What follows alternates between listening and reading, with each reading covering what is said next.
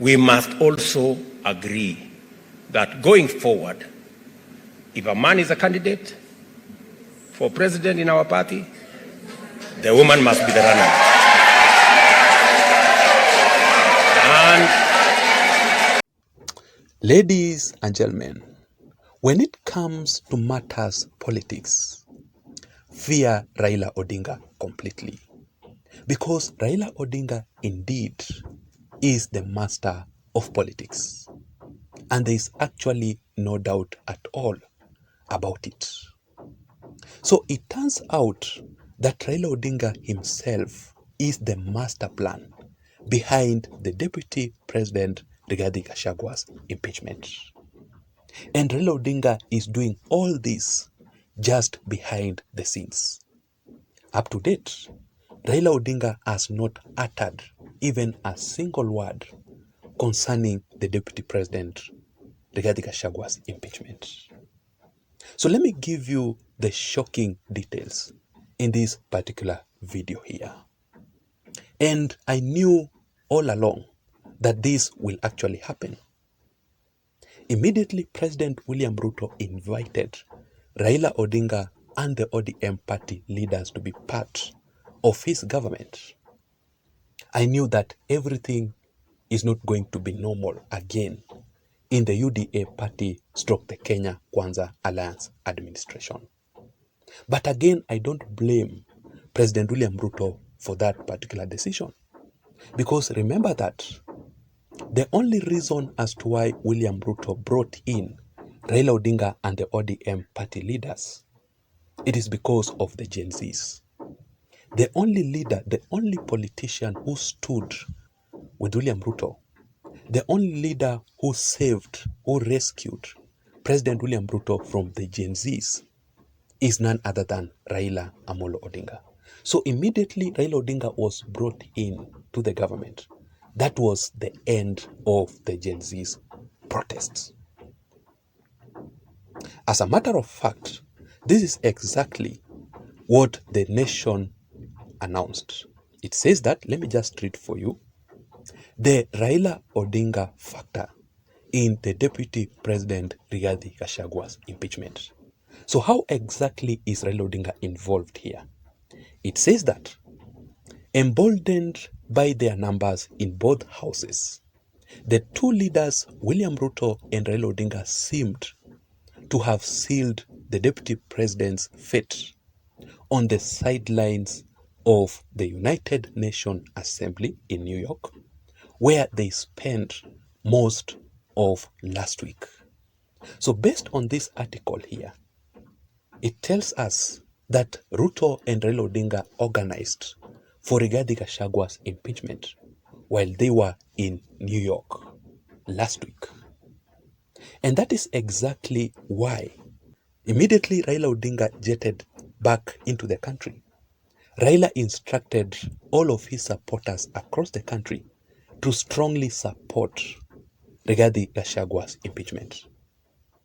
When you look at how Kenyans aired their voices on Rigathi Gachagua's impeachment based on the regions during the public participation that was conducted the day before yesterday and yesterday also, let me just show you on this map. So that small part that is painted red is actually the central region. The central region said no, Rigathi Gachagua should not be impeached.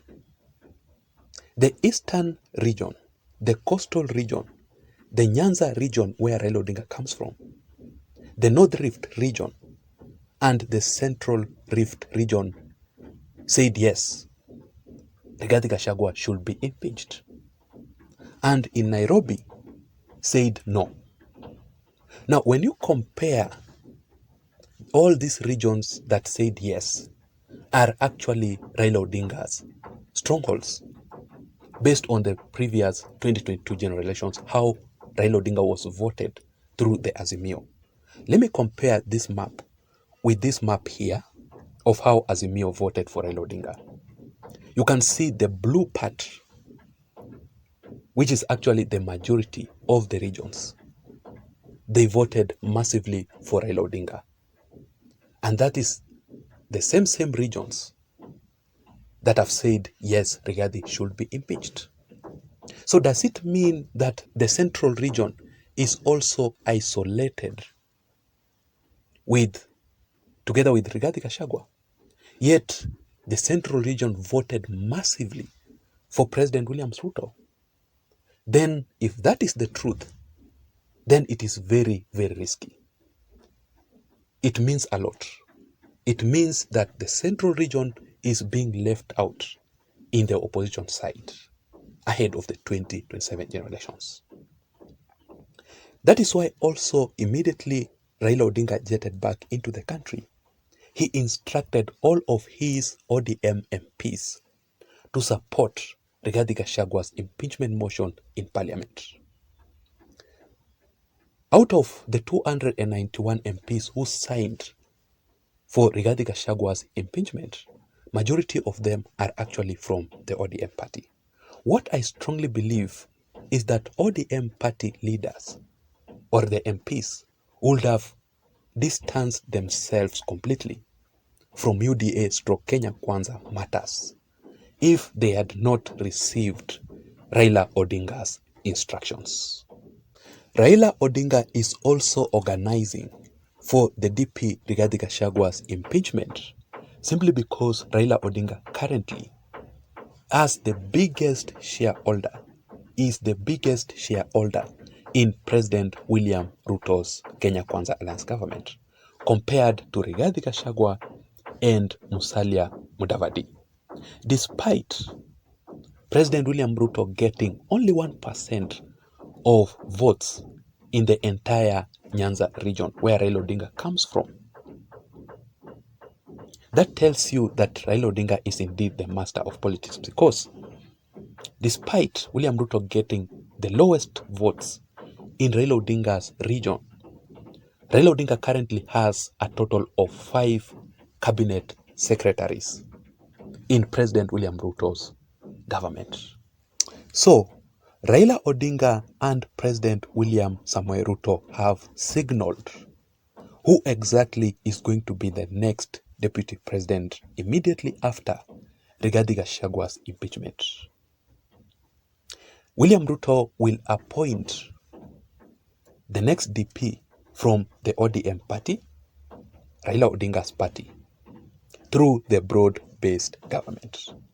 Let me give you all these details in this analysis. But before that, just a quick reminder that if you are listening to me and you haven't subscribed, I'm requesting you to please just take 1 second or 2 and subscribe down below for you to be able to receive more political updates from this channel like the one that I'm currently doing right now. You can also give this video a like so that YouTube can recommend this platform and this channel or this video in particular to reach out to more people, because I believe that is the only way that we can improve this channel to grow. So to my returning subscribers, I just want to say thank you so much for your continued support, and I really, really don't take your support for granted. Having said that, now I want us to proceed.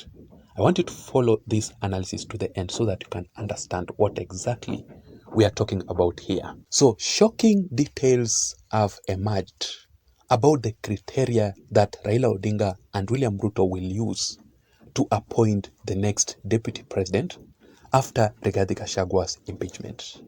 That is ahead of the 2027 general elections. So the first criteria that they will use, it is about the region. The next deputy president must come from a region which will vote massively for President William Ruto in the 2027 general elections. The Mount Kenya region voted massively for William Ruto in the previous 2022 general elections. But does that really mean that the Mount Kenya region will still vote for President William Ruto in 2027? Of course not. As a matter of fact, majority of the people from the larger Mount Kenya region are extremely angry. They are extremely upset with William Ruto. They will not vote for William Ruto like the way they did in the previous 2022 general elections. So already the Mount Kenya region is out of the equation. William Ruto will not appoint the next DP from the Mount Kenya region. So basically, Raila Odinga wins because politics are shifting. The regions that supported Raila Odinga will support William Ruto immediately after Raila Odinga's endorsement to President William Ruto. And that is why recently when William Ruto was in Nyanza, he was received massively, which sends you a signal of what is going to happen in 2027. Number two, it is about the political party. The next DP must be from a political party, a national political party, not a tribal political party. And when I talk about the national political party, remember that there are only two national political parties in Kenya. We have Raila Odinga's ODM party and President William Ruto's UDA party. So basically, William Ruto cannot appoint a leader from UDA because of the coalition agreement with Raila Odinga between UDA and ODM. Most likely, William Ruto will appoint the next deputy president from Raila Odinga's ODM party. Believe me on this. And William Ruto will win massively because the deputy president will actually determine President William Ruto's votes in the 2027 general elections. So President William Ruto's calculations and Raila Odinga are right. And finally, it is about the gender. The next DP must be of the opposite gender, meaning she must be a woman, a lady. William Ruto talked about this issue a few months ago, that the next DP will be a woman. We must also agree that going forward, if a man is a candidate for president in our party, the woman must be the runner.